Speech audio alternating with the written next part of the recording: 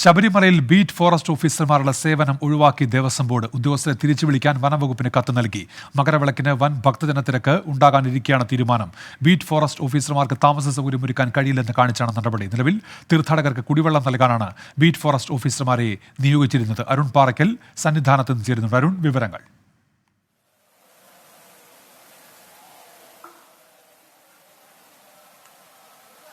Unmesh, 40ഓളം beat forest ഓഫീസർമാരെയാണ് സന്നിധാനത്ത് നേരത്തെ നിയോഗിച്ചിരുന്നത്. ഇവർ തീർത്ഥാടകർക്ക്, അതായത് പമ്പ മുതൽ ഇങ്ങോട്ട് സന്നിധാനത്തേക്ക് നടന്നെത്തുന്ന തീർത്ഥാടകർക്ക് ചുക്കുവെള്ളം വിതരണം ചെയ്യുന്നതിന് വേണ്ടി ഇവരെ നിലവിൽ ഉപയോഗിച്ചിരുന്നു.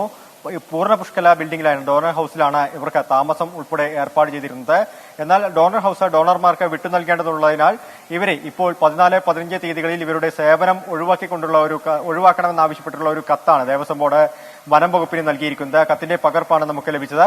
എന്തായാലും ഈ 40ഓളം ജീവനക്കാരെ ഇപ്പോൾ ഇവിടെ സന്നിധാനത്ത് സേവനം അനുഷ്ഠിക്കേണ്ടെന്ന ഒരു നിലപാടിലേക്ക് ദേവസ്വം ബോർഡ് എത്തിയിരിക്കുന്നു. ഡോണർമാർ അവരുടെ റൂമുകൾ ആവശ്യപ്പെട്ടു. അതുകൊണ്ട് അവർക്ക് ആ റൂമുകൾ വിട്ടു നൽകണമെന്നാണ് ദേവസ്വം ബോർഡ് ഇതുമായി ബന്ധപ്പെട്ട് നൽകുന്ന വിശദീകരണം. അല്ലെങ്കിൽ ഡോണർമാർ ഏതെങ്കിലും രീതിയിൽ കോടതിയിൽ സമീപിക്കുകയാണെങ്കിൽ ദേവസ്വം ബോർഡും ഡോണർമാരും തമ്മിലുള്ള കേസിന് അത് വഴിവെക്കുമെന്നാണ് ദേവസ്വം ബോർഡ് വിശദീകരിക്കുന്നത്. അതുകൊണ്ടാണ് ഈ ബീറ്റ് ഫോറസ്റ്റ് ഓഫീസർമാരെ ഇവിടെ നിന്ന് സേവനം അവസാനിപ്പിക്കണമെന്ന് ആവശ്യപ്പെട്ടുകൊണ്ട് വനം വകുപ്പിന് കത്ത് നൽകിയിരിക്കുന്നത്. ഉന്മേഷ്, ശരി, അരുൺ പാറയ്ക്കലാണ് വിവരങ്ങൾ നൽകിയത്.